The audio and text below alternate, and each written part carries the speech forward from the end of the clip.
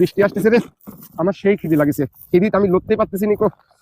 তাড়াতাড়ি করে এর ভিতরে পাউরুটির ভিতরে যদি আমি তাড়াতাড়ি করে একটু পানি দিই, পাউরুটির ভিতরে পানি দেওয়ার পরে রেখে এভাবে যদি খাই, সেই খিদে লাগছে। আল্লাহ, বিসমিল্লাহ।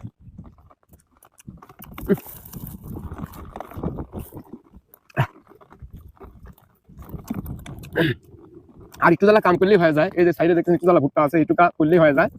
এখন বৃষ্টি আসতেছে, দুপুর পার হয়ে গেছে, 2:30 পড়ায় বাজে গেছে। আমার এত খিদে লাগে কেন? বর্ষা মৌসুম এসে গেল, এখন এই বৃষ্টির ভিজে ভিজে কাজ করতে হবে। কষ্টের কথা প্রকাশ করা যায়, কিন্তু পেটের খিদি কথা কখনোই প্রকাশ করা যায় না।